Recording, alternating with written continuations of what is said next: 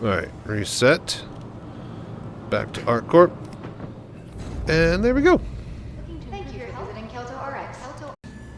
Anyways, welcome to VR Citizen, everybody. I'm Chachi Sanchez.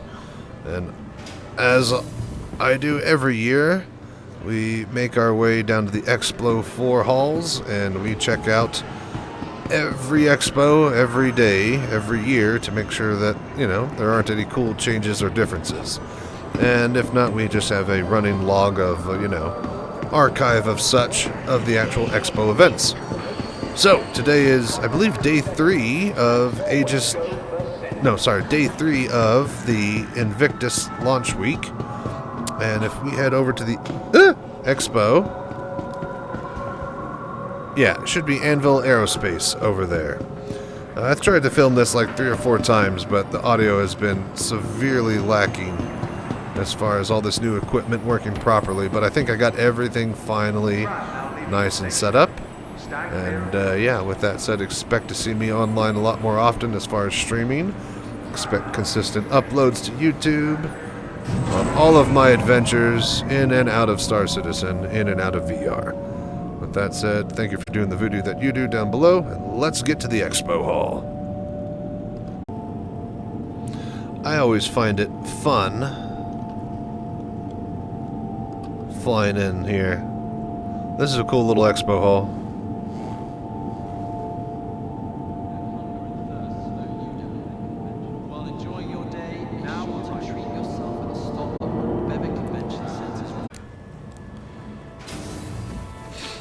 Alright, day 3, Anvil Aerospace. Yeah. So yeah, these guys are, well, here, we'll show you.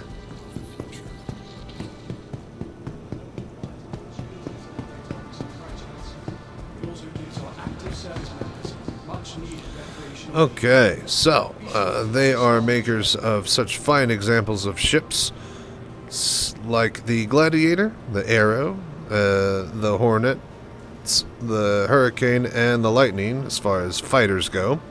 They have tiny support craft like the Pisces. They got the Terrapin and the Hawk for specialized bounty hunting and scanner sweeting. They have the Valkyrie dropship, and of course the oldie but goldie, the Carrack, everybody's favorite, taking front and center in the hall. With that said, let's get to the tour. We'll start off with the Pisces, something small and nimble.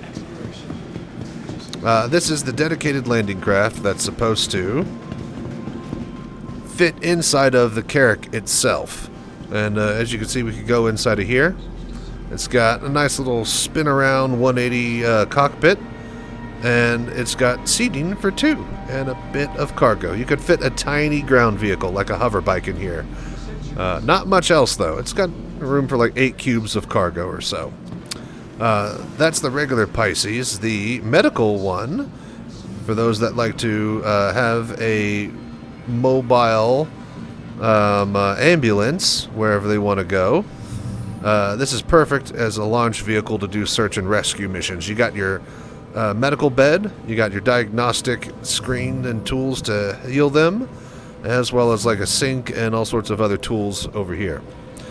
Instead of the other chair, you got your diagnostic assistant, and you got room for 1 other person to do the healing while you're flying back to a hospital. Great little ambulance for those that are into the medical gameplay. There are a bunch of people who've made their own trauma team guilds after the whole explosion of that of that type of thing with what do you call it, cyberpunk being at the forefront for a while. Anyways, here we have the Anvil, which is a light fighter. Unmatched by design, blazing top speed, and ultra-responsive maneuverability make the Arrow the most agile scrapper in its class. With a robust weapons package that provides firepower to spare, this is truly the classic light fighter, updated for the next generation of combat. So yeah, all the PvPers agree this is the ship that you want to be in. Anyways, yeah, this is basically a giant engine that's got some wings and some guns strapped around it, and it's the best turn radius, best acceleration, best top speed, kind of average all 3 type of things. And yeah, all the people who are in the know-how of a good ship to fly versus other players, that's the one they tend to pick. Notable flyers.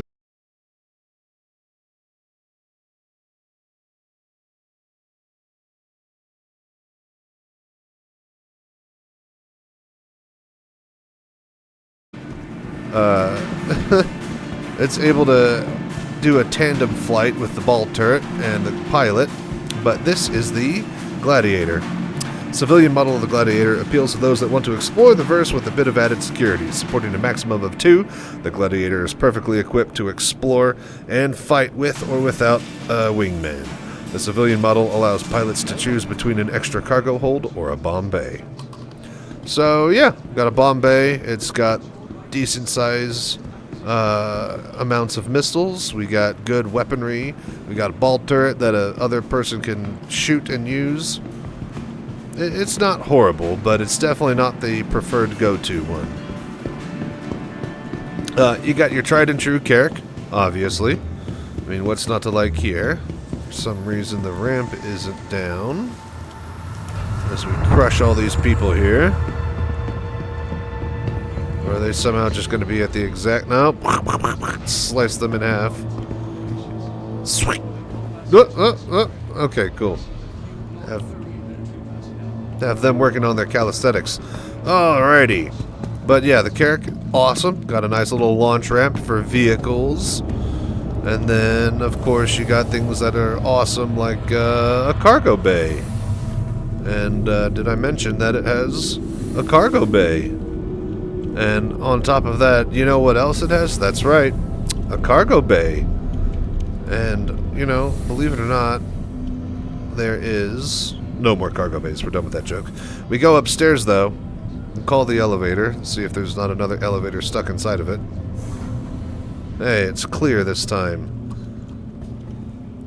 Go to the cartography deck. We'll show you the map room.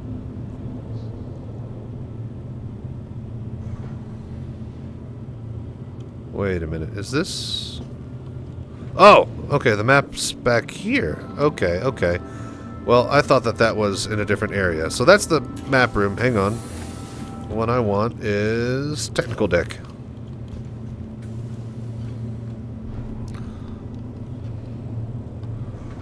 Alrighty. No? I guess we want the Habs.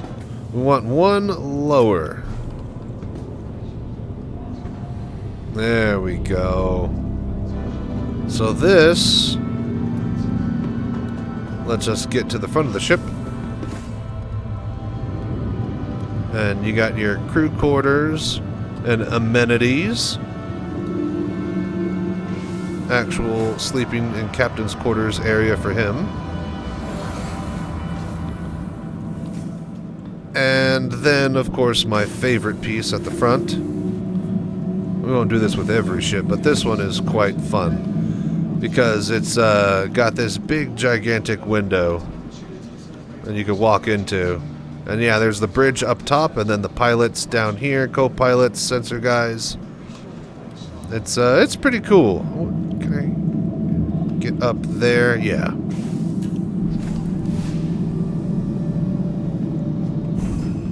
Upper bridge. Where all the important people walk around. And yeah, this is what it's like up here. You got your eventual star map type of thing. And then, yeah. Captain can stand up here and look like a badass. It is quite the view from up here, I will say. Anvil Aerospace. Rise above. Alright, let's get to the side halls. So many doors to get to the pilot seat. Alright, and then we have the Hawk and the Terrapin. So the Hawk is prison transport. You can open up the prison seat right here, and you get one space for one Hannibal Lecter style. So yeah, do not get into the seat at the Expo. You will be very, very, very upset that you did. And yeah, it's got foldable wings, fits inside a hanger nicely. It's got a decent amount of armament on it. Nothing crazy, but 4 size 2s, I think. And then, yeah, you could see through the floor and look below at your feet while you're flying. Great for those that are looking to capture and not necessarily kill people for bounty hunting. And then we have the scanning and sensor suite, the Terrapin. Extremely heavily armored and super thick shields. This is one of the toughest nuts to crack out there. It's got a decent amount of armor, or, arm weapons as well for firepower, but its main draw is that, they're going to be shooting it forever, and it's probably going to be able to get away. Also, the cool sensor matrix chair in the middle, bathed in awesome red light. It's not to like. So, yeah. And again, every day there's all the components and stuff of all the different sizes that we will be able to pull out, open up, and mess with spark plugs and, doodads and bits and bobs and change out little bits and, tune our engines and shields and generators and all that stuff of all different sizes, which all fit into the ships in specific spots which we'll have to maintain. So, yeah. Can't wait to be able to move these with gravity guns in and out of capital ships. Very interesting. And they all have, companies and organizations that they belong to that are fake in lore, but real in our hearts. Alright, where is... There we go. Alright. Man, they really should just turn off the NPCs. Look at this. This is just ridiculous. They can get closer to the F8 Lightning than I can.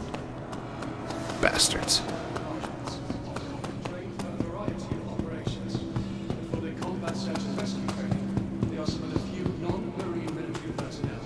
Alright, welcome to the Fighter Hall. We have instant classics such as the military spec F7A. Now, this is the civilian spec. This is the military spec. That's the civilian spec. That's the military spec. You might notice a few differences. Key among those being the nose dual size 1 cannons on a rotating gimbal. You have your size 3 Gatlings on the wings, and then your dual size 3 turret that is slaved to the pilot.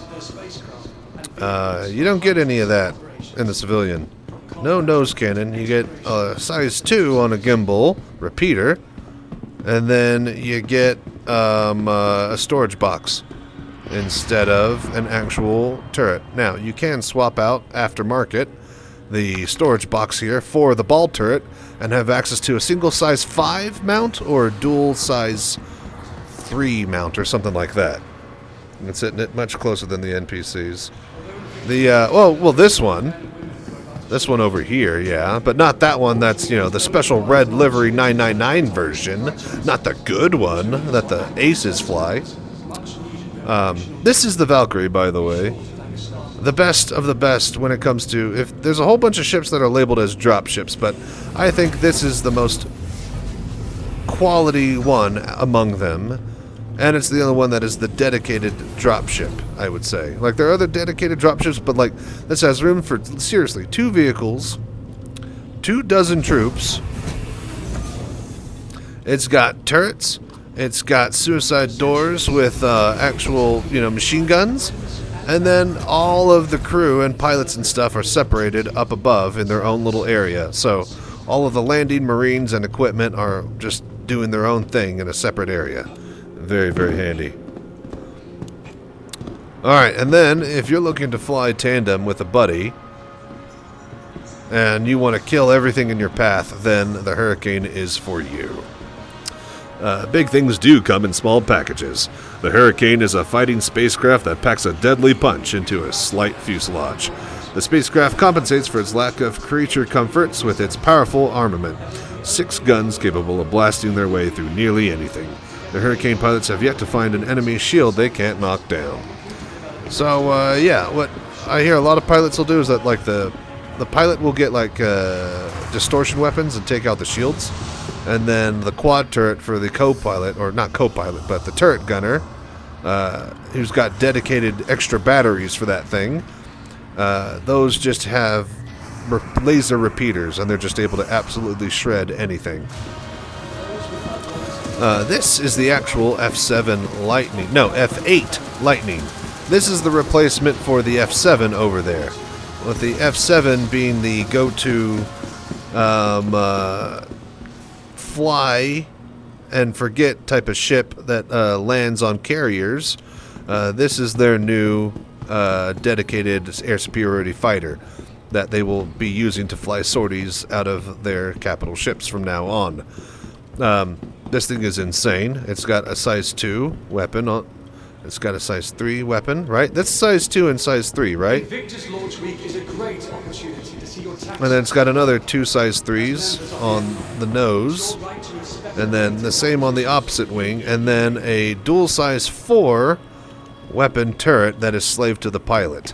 This is a single-seater aircraft, and this thing is huge because it's got to hold all the weapons and all the weight, and it's got all the engines to push it.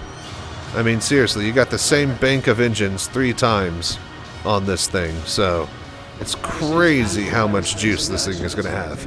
Not only firepower, but engine power. All right, let's check out the holodeck. We're out of here. But yeah, Squadron 9991. That red and white star livery. That's what you want.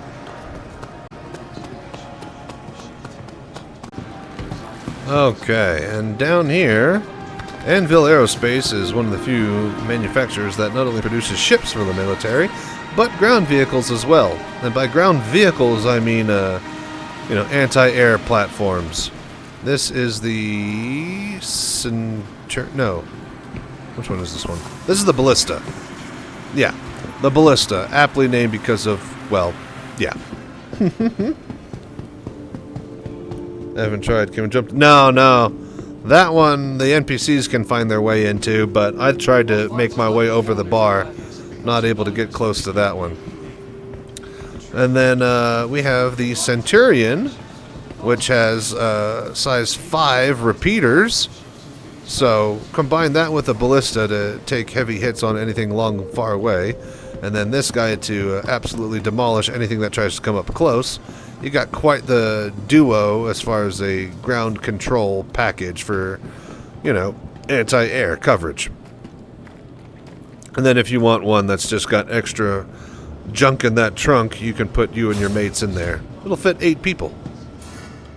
Also, all of them come with a set of turrets that are slaved to the pilot, and the pilot can use his head to look around and shoot those. Very, very fun. If you need a big, gigantic, semi-truck-sized ground vehicle for anti-air, Anvil's the guy to call. Ah! Oh, here, up first in the holodecks, we got the Crucible. So-called flying toolbox, the Crucible is Anvil Aerospace's first dedicated repair ship. Featuring a rotating control bridge and detachable pressurized workspace, the Crucible is a versatile mobile garage equipped with repair bays, drone operations center, and all the equipment needed to overhaul the damaged craft back to fighting shape. The Crucible, basically an open pickup truck style ship with a repair bay in the middle of it. Very, very cool. And then we have another, here, we'll go to the other open-top ship, which is a transport ship. This is the Liberator. Anvil continues its tradition of excellence with the Liberator, an open-air vehicle carrier designed with the same quantum drive and long-distance capabilities of military spec carriers and Pathfinders, but tailored to the civilian market. The Liberator is the ideal carrier to put your fleet on the front line of any operation. So it's basically open-top carrier, like a floating barge type of thing. You got your room on the very, very top deck for something like a cuddy. You can fit like 2 fighters here, and then this square panel that's facing me opens up, and then the inside has a bit of room for an extra ship or 2 that's not easy to get in and out, or, cargo space for the ships. So yeah, very, very cool open-top concepts from Anvil Aerospace. And then, of course, we have the boarding craft. there should be like a front door that pops out of this, or tube or chute, and then this thing will attach itself to vehicles and stations, and it will hack the doors or blow them open if need be, and then it's got like room for a dozen troops. Not so much a troop transport or landing vehicle, but an actual boarding vehicle, dedicated boarding. But yeah, boarding. It's a very bored vehicle. When the operation calls for hostile takeover an enemy vehicle or station, the Anvil Legionnaire is ready to report for duty. With 8 drop seats, 8, not 12, my bad, versatile docking options, and advanced security infiltration system, even the most difficult of boarding actions is feasible with the Legionnaire in your fleet. Alright. Brilliant. So, that's it. That's all the hollow decks. That's all the side wings, and that's the main floor for Anvil Aerospace. That's day 3 of Invictus Week 2023, folks. Thank you so much for dropping by and watching with us. We are now fully set as far as all of our audio equipment working properly, both at my desk and at my cockpit in VR. Expect me to be online all the time as far as the stream goes, so pop by there and say hi. And if not, thank you so much for watching the highlights and the videos on the YouTube channel. We had over 2,000 people watching my video of me just farting around in the Fury with my cutlass the other week, so you can't believe how far we've come from just a dozen or so people watching every now and then. So it's all down to the voodoo that you guys do, and I can't thank you enough for it. With that said, we have one more day of Invictus Launch Week tours at the Expos. 2 more, technically. Is Drake part of Invictus Launch Week? Or is the Drake Defense Expo its own thing? I'll let the comments decide down below. Either way, day 4 for the actual event, we have Consolidated Outlands, Origin Jumpworks, Tumbril, RSI, and Argo Astronautics. Till then, thank you for watching, and as always, stay safe and fly right. From Anvil, rise above. Available now. See your authorized Anvil dealer for details. You heard him. See your authorized vendor for details.